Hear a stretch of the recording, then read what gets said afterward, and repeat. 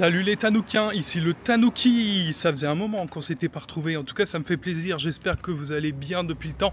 On se retrouve aujourd'hui depuis la ville de Saitama, comme vous le voyez derrière moi, encore que là c'est pas le cœur de la ville, c'est des petits quartiers assez tranquilles, même si on n'est pas si loin du centre. Alors comme vous le savez, sur cette chaîne, on adore faire notamment des guides pour la vie pratique au Japon, la vie quotidienne, tout ça. J'en ai déjà fait plusieurs concernant la voiture, hein, vous savez, le guide ultime de la voiture, etc. Comment acheter des lunettes au Japon, j'ai fait, bref, tout un tas de choses comme ça. Et aujourd'hui, on va s'attaquer à un gros morceau, puisqu'on va s'attaquer à la location de logement au Japon. Alors on va pas parler de l'achat, on va rester sur la location cette fois-ci. Moi, ça fait 7 ans que je vis au Japon, j'ai vécu dans un certain nombre de villes. Comme par exemple Osaka, Sapporo, dans la préfecture de Mie, où est-ce que j'ai vécu encore, Kawasaki, Kisaladzu dans la préfecture de Chiba et Saitama maintenant. Je me demande si j'en oublie pas. Donc bon, j'ai quand même un petit peu d'expérience, hein. Et je me suis déjà fait avoir, je suis déjà tombé dans des pièges, notamment lors de ma première location. Et c'est pour ça que j'aimerais vous faire un petit guide aujourd'hui pour que vous sachiez à quoi vous attendre. Et ouais, je suis gentil, hein. Non. Mettez-moi un j'aime, hein, c'est mérité. Bon alors, on va rentrer dans le cœur du sujet. Alors en fait, on va faire un petit plan, on va faire un peu comme à l'école, hein, vous savez, grand 1, grand 2, grand 3, parce que c'est comme ça que les gens suivent le mieux. Alors le grand 1, en fait, c'est qu'on va parler des différents types de constructions qui existent au Japon, vous allez voir que c'est absolument capital pour la suite. En grand 2, on parlera des types de logements, qu'est-ce qui existe, etc. Les petits, les grands logements, la différence, et comment lire une annonce immobilière facilement, vous allez voir, ça va être assez simple, assez ludique, hein. On va pas, de toute façon, je fais ça de manière pédagogique. Et ça va pas être chiant, ne vous inquiétez pas. Je vais tourner ici parce qu'il y a moins de voitures, donc on s'entendra mieux. Il fait une chaleur à crever d'ailleurs, je vous promets, il fait plus de 35 degrés comme durant tout l'été japonais. Il y a un camion, voilà. Et ben, je peux vous dire que je transpire et franchement, heureusement qu'il y a un peu d'air. J'ai hâte que cet été se termine, c'est insupportable. L'été japonais, c'est un véritable enfer, c'est pas du tout agréable. Ce qui est agréable au Japon, c'est la mi-saison. Mais revenons à nos moutons. On parlera aussi des prix, hein, bien sûr, et puis de tout ce qu'il faut savoir à l'entrée et à la sortie des logements. Et ça, franchement, je vous conseille vraiment de rester jusque là si vous comptez louer un jour un logement au Japon, parce que ça, je peux vous dire qu'il y a vraiment des pièges à éviter, vraiment des gros pièges à éviter, et si vous tombez dedans, ça peut vous coûter très cher, au sens figuré comme au sens propre, au sens financier du terme, vous allez voir. Alors, on va commencer par parler des différents types de logements, comme promis.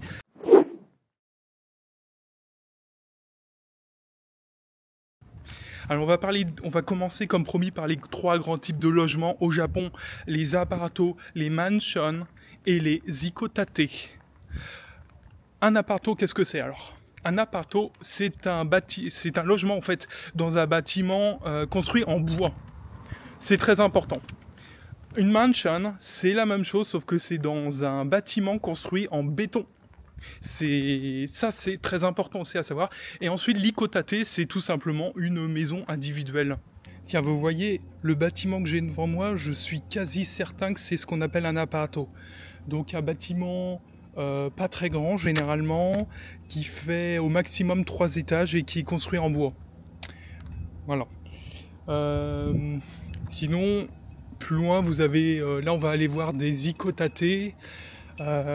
Alors là, on a encore un apparto, parce que ça, je suis certain qu'à gauche, le bâtiment blanc, c'est un apparto. C'est totalement construit en bois.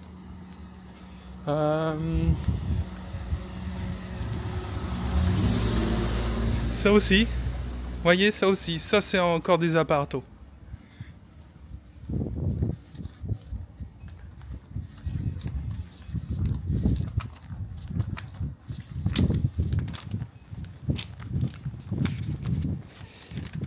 Maintenant, on va essayer de trouver quelque chose d'autre.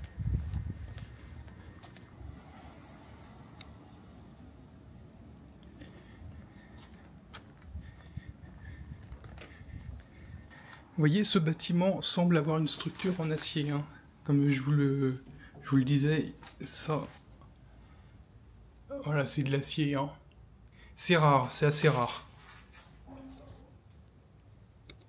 Alors maintenant ici, on va parler des ikotate. Alors les ikotate, c'est des maisons individuelles. Vous voyez, là il y en a plein.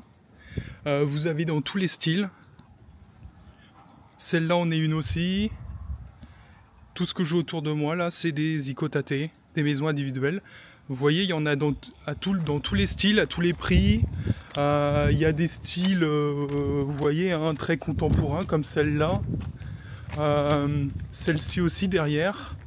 J'aimerais vous montrer une plus ancienne, une maison traditionnelle. Je vais voir un petit peu si j'en trouve une. Alors j'aimerais vous montrer une maison traditionnelle comme je vous l'ai dit. Je n'en vois pas pour le moment, peut-être là-bas, on va chercher. J'aimerais vraiment que vous me voyez le style traditionnel japonais. Pour l'instant là on n'a que des ikotate modernes. Hein. Je crois qu'on peut dire ikotate ou ikodate d'ailleurs, si je me trompe pas. Celle-ci est un petit peu plus ancienne, attends je vais vous montrer ça. Celle-ci est un petit peu plus ancienne mais c'est pas encore le style totalement traditionnel. Vous voyez, hop, je vous la montre un petit peu, on voit pas grand chose avec les voitures malheureusement. Est-ce que je peux vous en trouver une? Ah, c'est difficile. Allez, voyez, ça c'est ikotate, maison individuelle encore. Maison individuelle, maison individuelle. Il n'y a que ça. C'est très bien, ça vous donne une idée de ce qui existe, mais j'aimerais bien vous montrer une maison traditionnelle, parce que surtout à la campagne, dans les petites villes, il y en a beaucoup, donc ça serait bien. Allez, encore un exemple de maison individuelle au Japon. Moderne celle-là. Hein. Vous voyez, ça c'est une maison contemporaine et je pense qu'il y a pas mal de fric là-dedans quand même, parce que pour se faire construire une maison de cette taille-là, pas si loin du centre de Saitama, c'est que il y a un peu de sous quand même. Hein. Alors on va reprendre notre petit voyage de découverte. Alors voilà les amis, ça c'est vraiment du style japonais typique, le jardin, la maison, etc. Ça c'est vraiment typique de chez typique. Les grandes ouvertures, la maison en bois, les tuiles, tout y est. Voilà, au moins je vous en aurais trouvé une qui est typiquement japonaise, l'entrée, etc. C'est vraiment très joli. Hein. Celle-là n'est pas en super état encore. Et voilà. Au moins je vous en aurais montré une. Hein, voilà. Ça aussi, ça c'est vraiment typiquement style japonais, ça, très ancien d'ailleurs. Hein.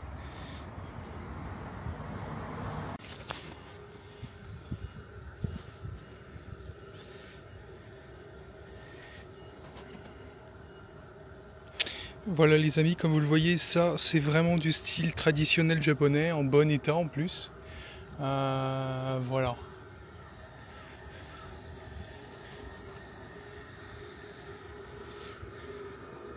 Et alors, quelle est la différence, que ça soit des ikotate, des mansions, des appartos? Quelle est la différence en fait? Parce que la rigueur, que ça soit construit en bois, en acier, en béton, en je ne sais quoi, on s'en fout, non? Eh ben non, on s'en fout pas. Parce qu'en fait, les appartos, généralement, c'est moins cher. C'est moins cher, ça c'est l'avantage, mais il y a bien que ça comme avantage. Parce que le reste, c'est une catastrophe. C'est-à-dire que l'isolation thermique et encore plus phonique sont catastrophiques. J'en ai fait les frais, moi, déjà, dans le passé. Donc, je peux vous garantir que c'est... À part peut-être des vraiment... comment dire, des logements construits très récemment, c'est une catastrophe. Voilà, vous allez entendre la télé du voisin, les murs sont fins comme du papier peint, on dirait du carton. Vous tapez dessus et en fait ça sonne creux, c'est atroce. Alors quand vous avez un voisin qui fout sa télé ou que le vieux en dessous met sa radio à 5 heures du mat ou quelque chose comme ça, je peux vous dire vous pleurez et vous avez juste envie de vous casser. Oui, ça m'est déjà arrivé, oui, ça m'est déjà arrivé. Si vous prenez un apparto, donc structure en bois, et que vous tombez sur des voisins super calmes, ça peut passer, mais attention parce que les autres font pas de bruit, mais vous n'aurez pas à faire de bruit non plus. Je m'explique. C'est-à-dire que si vous voulez mettre une télé, si vous voulez inviter quelqu'un, si vous voulez passer un coup de téléphone et parler, et ben vous avez toutes les chances que le mec qui est votre voisin en fait vous entende et qui se plaigne. Et il a raison puisque ça va le déranger. Vous voyez ce que je veux dire? Donc vraiment, les appartos, moi j'évite vraiment maintenant. C'est devenu, je les fuis comme la peste. Déjà eu trop d'emmerdes avec ça. Alors les mansions maintenant, c'est la même chose mais en béton et souvent dans des logements qui sont beaucoup plus grands. Beaucoup plus haut, j'entends, c'est-à-dire que c'est à partir de 2 étages et tout ce qui est, disons, 4 étages ou plus, vous êtes certain que c'est construit en béton parce que le bois, à ce strat-là, le bois suivrait plus, quoi, hein. Voilà. Alors, quel est l'avantage de ça? C'est que justement, c'est beaucoup mieux isolé puisque les murs sont en béton. Au niveau thermique, mais surtout au niveau phonique, et ça vraiment, c'est un bonheur. C'est quand même beaucoup mieux pour l'intimité, etc. Par contre, c'est plus cher et ça a une image plus haut de gamme. Alors certains bâtiments en béton peuvent être simplement des HLM, donc c'est pas forcément très haut de gamme, mais la majorité du temps, surtout dans les grandes villes, c'est plus haut de gamme. Vous pouvez même avoir des services spéciaux comme des parkings souterrains, une salle de sport incluse, un gardien aussi. Vous voyez ce genre de choses. Donc ça peut être pas mal, ça peut être pas mal du tout. Les mansions, moi j'aime bien, hein. Dans les mansions aussi, les règles sont plus strictes, notamment au niveau du bruit, les animaux de compagnie vont être plus facilement interdits. Et ensuite les icotatés, et ben maison individuelle là c'est royal, mais c'est plus cher par contre, c'est plus cher. Vous allez avoir de tous les prix, de tous les styles, et souvent on va les trouver pas vraiment au cœur des grandes villes, hein, c'est rare, hein. Ça va être rare, ça va être plutôt des mansions au cœur des grandes villes. Les icotatés ça va être en périphérie des grandes villes ou évidemment dans les plus petites villes, et puis encore plus à la campagne bien évidemment, hein. C'est assez logique, hein, ce que je vous dis, hein, de toute façon. A noter quand même que les mansions sont plus résistantes au séisme par rapport aux bâtiments construits en bois. Voilà. Ça c'est important à savoir. Quant aux maisons, elles sont en bois, mais plus essentielles, moins elles sont aux normes évidemment. Il y a eu une norme importante en 1981 d'ailleurs. Et donc tout ce qui est construit après 1980, c'est comme beaucoup plus sécurisé, hein, par rapport au séisme et aux autres problème, je dirais, catastrophe naturelle, voilà. Ça c'est important à savoir aussi. Vous avez vu, là j'arrive plus près du cœur de la ville et donc on a des bâtiments forcément bien plus grands qui sont tous cette fois-ci des mansions. Il n'y a plus de maisons individuelles, il n'y a plus de bâtiments en bois, il n'y a plus d'appartements donc. Il n'y a plus que des mansions. Un truc qui est bien aussi avec les maisons individuelles, c'est que si vous voulez avoir des animaux de compagnie, etc., c'est bien mieux, vous avez plus d'espace, etc., ça c'est cool. Plus de liberté aussi, vous pouvez faire plus de bruit, bien sûr. Voilà, hein, chaque logement a ses inconvénients et ses qualités, hein, tout simplement. Et puis bon, généralement, c'est triste à dire, mais c'est un peu normal. Plus vous paierez cher, meilleur votre logement sera, logiquement. À charge pour vous de décider dans quoi vous voulez vivre et combien vous voulez mettre, hein.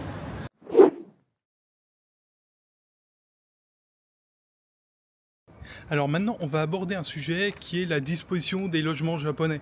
Comment savoir en fait ce qu'il y a dans tel ou tel logement, comment c'est foutu en fait, et comment le savoir. Voilà. Eh bien en fait, il y a un code au Japon avec des lettres et des chiffres. Par exemple, 2LDK. Par exemple, vous voyez, c'est un exemple que je prends.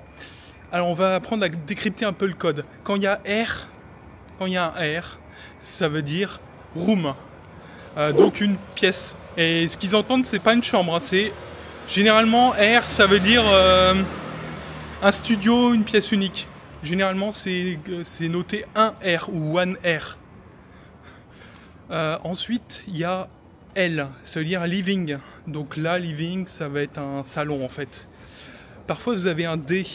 Un D, ça veut dire dining, donc c'est une salle à manger, voilà. Et donc en fait quand vous lisez ça, ça veut dire que eh bien c'est des pièces séparées, voilà, que tout n'est pas au même endroit, quoi, hein, comme un studio.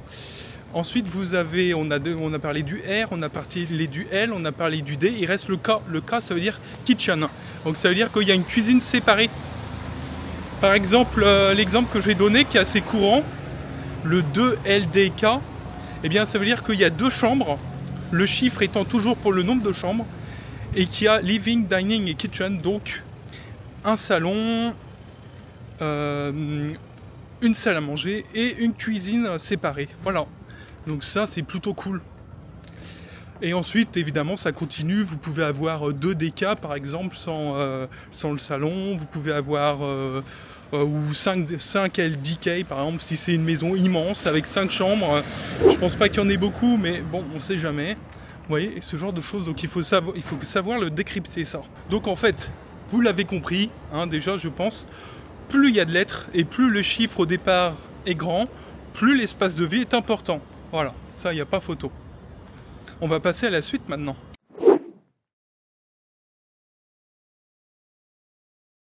On va faire ça de manière pédagogique pour pas que ça soit difficile ou pénible. On va aborder le sujet des prix. Alors les prix, bah écoutez, ça dépend de tellement de choses. Des 3 types de bâtiments comme je vous ai dit avant, mais aussi de l'état du bâtiment, de son ancienneté, de sa localisation, de ses équipements, de s'il y a un parking ou pas, plein de choses comme ça, vous voyez. C'est vraiment extrêmement variable. Hein. De son espace bien sûr, de sa taille, de tout ce que vous voulez. Mais franchement, j'ai envie de dire, s'il y a bien quelque chose qui joue sur le prix des logements, c'est bien la localisation.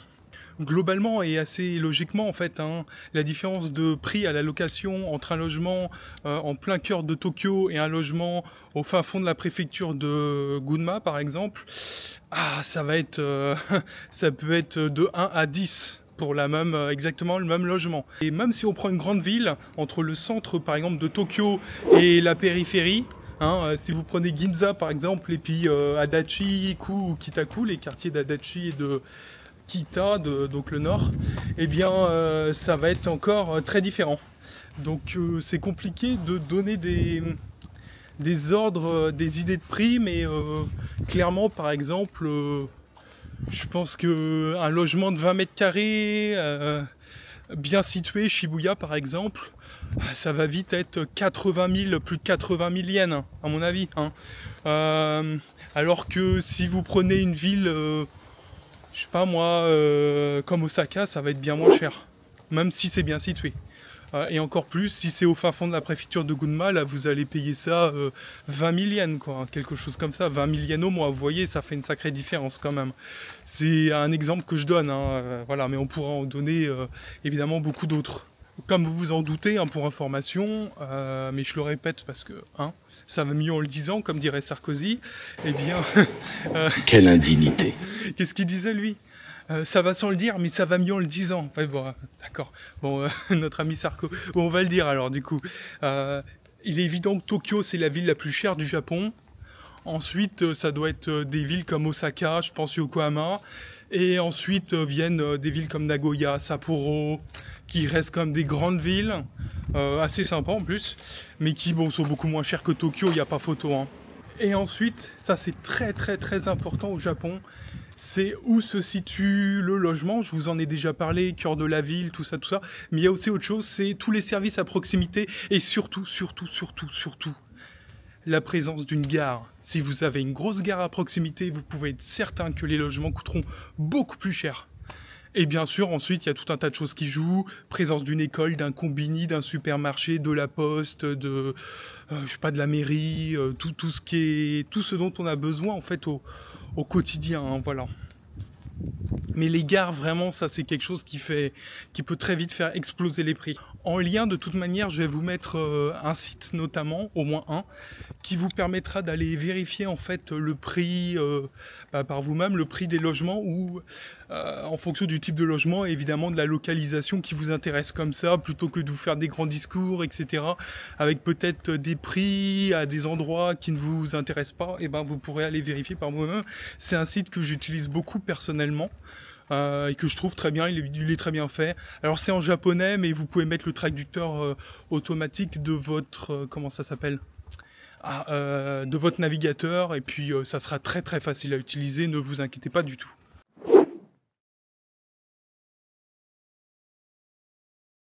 Alors, on a parlé du prix des loyers, mais qu'en est-il des frais, notamment d'entrée et de sortie? Vous allez voir que là, il y a pas mal de pièges et beaucoup de choses à savoir.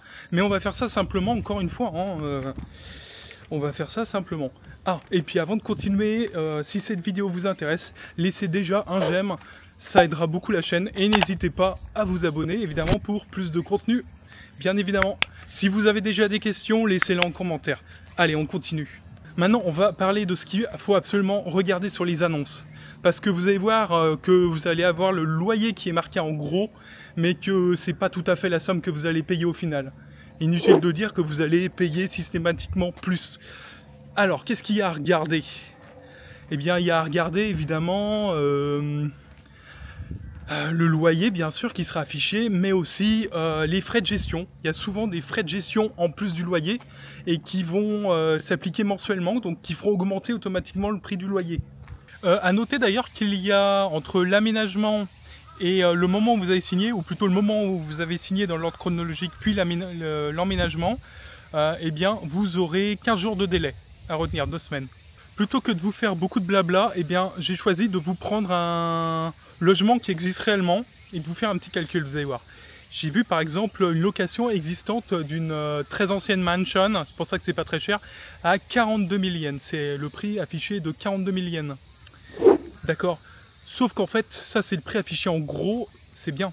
Sauf qu'il faut regarder dans les détails maintenant. Et vous allez voir qu'il y a des frais de gestion. Donc là, dans ce cas-là, on est à 4 500 yens de frais de gestion. Donc déjà, on passe de 42 000 à 46 500. On n'est déjà plus du tout au prix affiché, n'est-ce pas? Et c'est pas fini. Il est aussi indiqué que vous aurez 1100 yens de frais annexes. D'accord? Ainsi que des frais mensuels pour la garantie qui se montent à peu près 2000 yens, je crois. Et tout est obligatoire, bien sûr. Donc en gros, on est passé juste là, en 2 secondes, en regardant dans les détails, de 42 000 yens de base pour le loyer à 49 000. 49 000 tout compris, et c'est ça le vrai prix que vous allez payer tous les mois. Et c'est pas fini. Vous avez une voiture et vous avez vu qu'il y avait un parking disponible. Ah oui, mais le parking est payant et c'est en plus du loyer. Le parking est payant avec son propre loyer, donc ça va s'ajouter au montant de votre loyer déjà. Là, sur cette annonce-là, il s'agissait de 3300 yens par mois.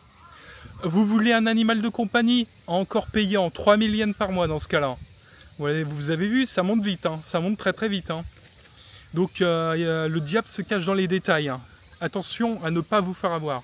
Et là, on a juste parlé du loyer, mais le pire arrive. Les frais d'entrée et les frais de sortie. Vous allez voir que c'est une véritable catastrophe, c'est un désastre financier. Et vous n'y couperez pas malheureusement. On va d'abord vous demander un mois de loyer d'avance, mais ça fait partie du jeu après tout.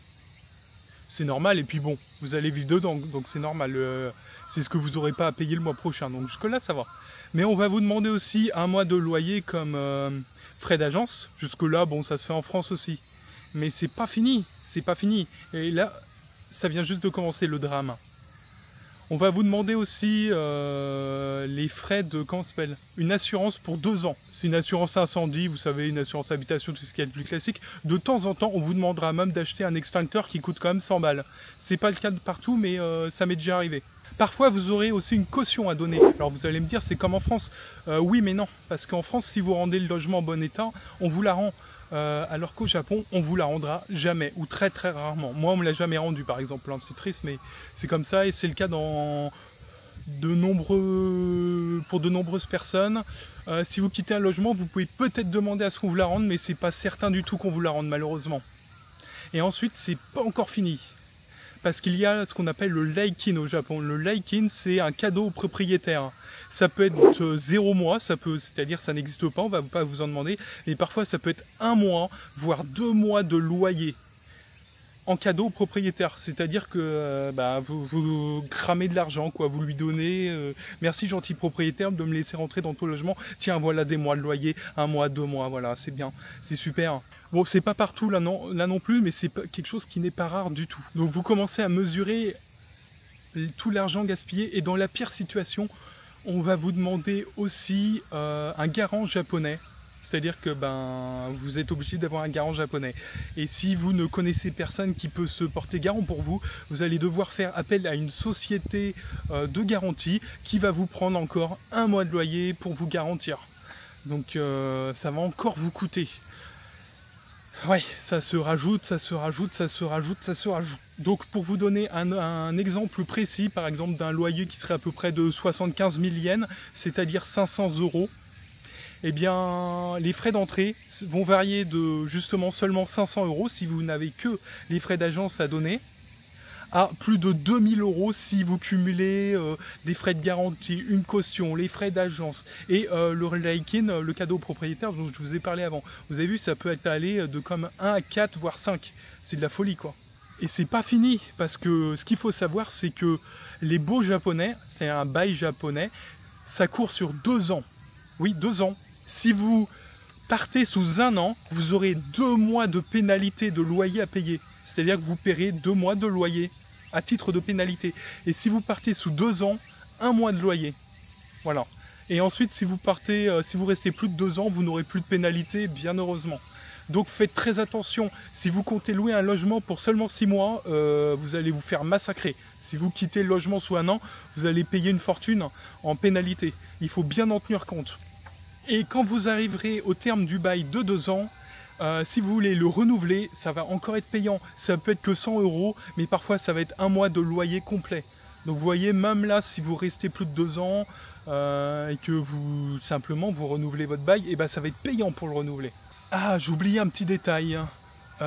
On a aussi les frais de nettoyage. Quand vous quitterez votre logement, vous aurez à payer des frais de nettoyage. C'est-à-dire le nettoyage de l'appartement lui-même, même si vous l'avez nettoyé de fond en comble vous-même.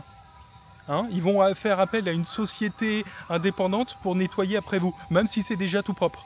Il y aura aussi la maintenance de la clim qui va être à payer, etc. Ça va être des centaines d'euros. Plus le logement sera grand, plus il y aura de frais de nettoyage. Bien sûr, ça va être des centaines d'euros, même pour un petit logement. Par exemple, un petit logement de 20 mètres carrés, vous allez vite vous en tirer pour malheureusement 250-300 € quand même, ce qui est énorme pour un logement de cette taille-là, vous en conviendrez. Donc vous vous rendez compte de tous les pièges qu'il y a. Bien vous informer sur tous les frais initiaux, de toute façon vous aurez à les payer, donc ils vont vous faire un devis, jusque là ça va, mais aussi sur les frais au moment où vous partirez du logement, même si c'est des années plus tard, vous aurez des centaines d'euros à payer obligatoirement. Donc il faut bien être au courant de ce dans quoi vous vous embarquez.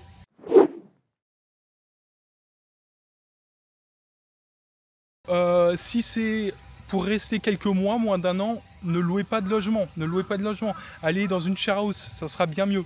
Vous aurez beaucoup moins de frais, ça c'est clair. Et puis d'où l'intérêt aussi de ne pas se tromper au niveau de votre logement. Regardez bien, soyez bien sûr que ça correspond à votre vie quotidienne, à votre lieu de travail, lieu d'études, à votre style de vie aussi, etc. Notamment faites attention au bruit, faites attention, est-ce qu'il y a la gare qui vous mène à votre travail à côté, est-ce qu'il y a bien un parking pour que vous puissiez garer votre voiture si vous en avez une. Enfin, c'est idiot ce que je dis, ça tombe sous le sens, mais parfois on peut vite se tromper et puis être excité, vous voyez, ah mon premier logement au Japon, mon premier appartement, etc. Dans certains cas aussi, vous n'avez pas le droit de vivre à plusieurs dans l'appartement, parce que c'est trop bruyant, etc. Vous n'avez pas le droit d'avoir d'animaux de compagnie aussi, de temps en temps, donc soyez bien attentifs à ça. Dans certains cas, vous ne pourrez pas faire venir aussi votre copain ou votre copine ou je ne sais qui, votre pote, tous les week-ends pour faire le bordel, quoi. Ça pourrait être autorisé que 2-3 jours, et encore parfois il faudra prévenir à l'avance, mais pas plus, dans le mois, vous voyez ce que je veux dire. Donc c'est tout un tas de choses auxquelles il faut être vraiment extrêmement attentif pour ne pas se faire avoir. notamment financièrement, hein. Moi, je me suis déjà fait avoir. Le premier appartement dans lequel j'ai vécu, j'étais tout content, je me suis dit ça a l'air bien et tout, sauf que en fait, je me suis aperçu que c'était un apparto, c'était extrêmement bruyant. J'ai attendu d'avoir un peu moins de pénalité.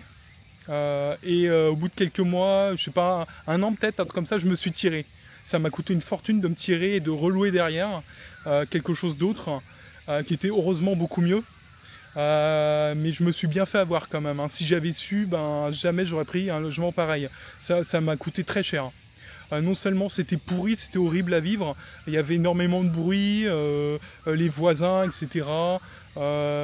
J'entendais des télés, j'entendais des radios, j'entendais les discussions de la voisine d'à côté avec son copain, quand elle l'invitait, etc.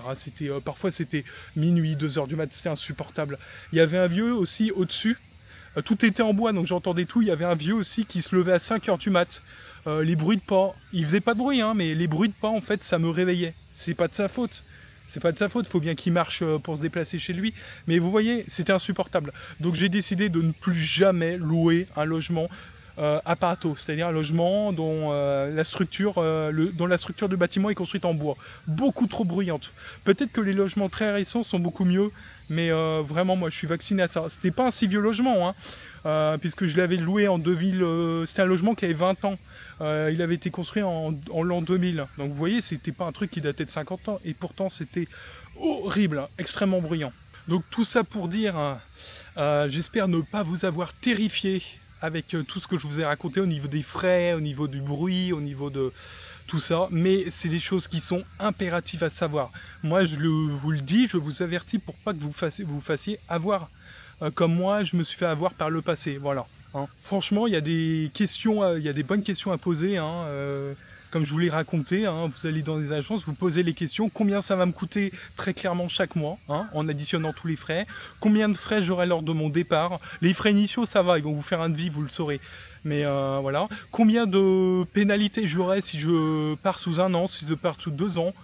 Vous voyez. Combien de frais de ménage j'aurai en partant. Est-ce que je peux inviter mon copain ou ma copine? Est-ce que je peux avoir un animal? Vous voyez tout ça. Hein, et quand vous faites votre visite, franchement, faites des tours dans le quartier, regardez comment sont les gens, si c'est bruyant au niveau de la circulation, etc. J'ai une connaissance qui habite à Kyoto et qui m'a dit qu'il avait un logement pas loin d'une caserne de pompiers et avec les sirènes et tout, la nuit, etc. C'est parfois extrêmement pénible, surtout à mi-saison quand il a la fenêtre ouverte pour aérer parce que là les températures sont agréables et il ne veut pas utiliser la clim. Donc voilà, et il me dit c'est vraiment pénible, hein, à certains moments. Surtout que c'est quelqu'un qui a besoin de se lever très tôt parce que il est boulanger. Donc vous voyez, ça peut être vraiment extrêmement pénible. C'est tout un tas de choses auxquelles il faut regarder, le bruit des voitures, l'animation dans le quartier, est-ce qu'il y a des bars, je ne sais pas, vous voyez. Les voisins aussi, je ne sais pas, quand vous allez visiter le logement, tapez sur les murs, tapez sur le mur. Est-ce que c'est vraiment du béton, un truc bien solide, bien épais qui va vous préserver du bruit, ou est-ce que c'est du carton, quoi, ça sonne creux et là vous êtes sûr d'entendre la télé du voisin, hein, et si c'est quelqu'un qui passe des appels, si c'est quelqu'un qui invite des gens, vous allez t'emmerder, vous allez t'emmerder. Et même si c'est quelqu'un de calme, hein, je vous en ai déjà expliqué ça plus tôt, même si c'est quelqu'un de calme, et ben vous allez t'emmerder parce que vous ne pourrez pas faire de bruit, c'est-à-dire que vous pourrez pas trop utiliser votre télé, vous pourrez pas inviter un pote pour boire un coup, genre c'est rien, votre copine, avec des discussions jusqu'à pas d'heure, etc., etc., etc. Donc faites très attention à ça, très attention à ce que vous choisissez encore une fois. Je n'en démordrai pas, c'est pour vous. C'est pour vous que je l'ai fait. Hein. Maintenant, on va parler des problèmes avec les étrangers. Il y a tout un tas de propriétaires et d'agences qui ne veulent pas traiter avec les étrangers. Avec des étrangers, c'est-à-dire que vous n'êtes pas le bienvenu, ils ne veulent pas de vous, c'est aussi simple que ça. Le nombre de fois où, en louant un logement, j'ai vu la personne qui s'occupait de moi, l'agent ou l'agente immobilière qui téléphonait devant moi, hein, d'ailleurs, au propriétaire, puis après, le propriétaire il disait oui ou il disait non. moi, il y a des fois où c'était non. C'était non, voilà. Bah non, un étranger, j'en veux pas. C'est comme ça. Alors, ça veut pas dire que c'est des vilains roussistes. Hein, ça veut simplement dire que parfois, ils ont peur des étrangers pour des problèmes de communication, de culture, de barrière de la langue, etc. Voilà. Peut-être que certains ont eu des mauvaises expériences par le passé, je sais pas. Je sais qu'avec certains propriétaires qui louent régulièrement des étrangers, il n'y a absolument aucun souci, hein, ils reloueront derrière. Mais il y en a d'autres, ils voudront jamais se lancer parce qu'ils ont peur pour différentes raisons. Bon, on peut pas trop leur en vouloir, hein, mais bon, c'est un peu chiant, quoi. Évidemment, ça ferme beaucoup de portes. Hein. Et plus vous allez à la campagne, plus dans des petites villes, plus ça sera compliqué. Même s'il y a un avantage quand même dans les petites villes, c'est qu'avec le dépeuplement des campagnes, bah, ils ont de plus en plus de mal à louer. Et donc ça peut clairement jouer en votre faveur. Bah, plutôt que de rien louer du tout, bah, peut-être qu'ils accepteront un étranger, c'est aussi simple que ça. Si le propriétaire accepte de vous louer, mais qu'il est exigé qu'il y ait un garant japonais derrière vous et que vous ne connaissez personne pour se porter garant pour vous, vous pouvez louer les services d'une agence de garantie qui va se porter garante pour vous. Malheureusement, bah, ça va encore vous coûter de l'argent. Souvent, ça va être... ça va dépendre des cas, mais ça va être souvent 1 mois de loyer pour 1 an. Donc ça va encore bien enchérir la facture. Vous l'avez compris. Mais c'est bon à savoir que ça existe. Encore un bonus qui est bon à savoir. Il existe un certain nombre d'agences multilingues. Par exemple Mini Mini ou encore Léo Palace qui est très connu. Même si honnêtement Léo Palace, je trouve que c'est un peu pourri parce que leurs logements sont pas terribles pour en avoir fait l'expérience et c'est quand même bien cher. Par contre c'est vrai que quand vous avez besoin de quelque chose ou quoi que ce soit, vous pouvez faire un mail. Dans plusieurs langues, vous avez du vietnamien, du chinois, du coréen, toutes les langues importantes hein, du gros des étrangers au Japon, mais aussi dans des langues un petit peu moins importantes comme le portugais, l'anglais, le thaï aussi je crois qu'il y a. Il n'y a pas de français malheureusement. Je crois qu'il y a de l'espagnol aussi. Je crois qu'il y a de l'espagnol, ouais. Voilà. Et puis il y en a d'autres, par exemple, il y a des gros réseaux d'agences comme Appaman Shop. Alors Appaman Shop, c'est pas multilingue, c'est unilingue japonais.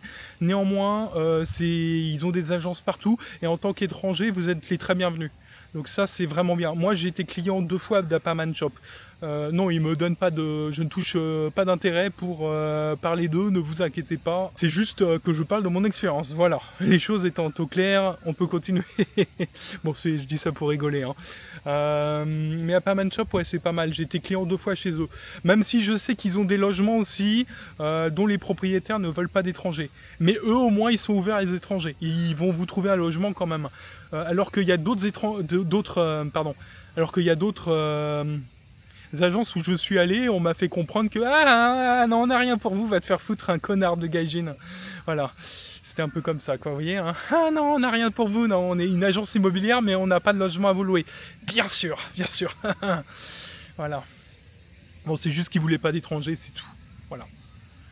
Donc c'est dans ces cas-là, vous passez à l'agence suivante, hein, ne vous démotivez pas pour si peu. Alors maintenant, vous parlez un minimum japonais. Et vous dites quel niveau de langue il me faut pour louer un logement par moi-même. Alors moi je l'ai fait et plusieurs fois. Donc ça veut dire qu'il ne faut pas un niveau de japonais de fou parce que moi j'ai pas un niveau de japonais de fou. Franchement à N4 ça va quand même être très compliqué je pense. Il y a plein de trucs que vous n'allez pas comprendre et tout, à moins d'être habitué peut-être. Et encore, ouais ça va être comme juste hein. Très juste, ouais non. Franchement à partir du N3 ça ira. Le N3, normalement, ça devrait aller. Hein. Si vous avez un GLPT N3, ça ira très bien. Voilà. Vous allez vous démerder, normalement, sans trop de problèmes. Il vous manquera quelques mots, il y a quelques trucs que vous n'allez pas comprendre, mais voilà, avec quelques explications, en utilisant un dictionnaire électronique sur votre téléphone, une application, vous savez, tout comme ça, et puis, ou en étant tout simplement un peu habitué, ça sera facile, voilà. Donc voilà, encore une fois, abonnez-vous, laissez un j'aime. Laissez des commentaires, ça aidera un petit peu à booster la vidéo dans l'algorithme. Vous avez des questions, laissez-les en commentaire et on se retrouvera bientôt pour une nouvelle vidéo. Voilà, à bientôt les amis, merci.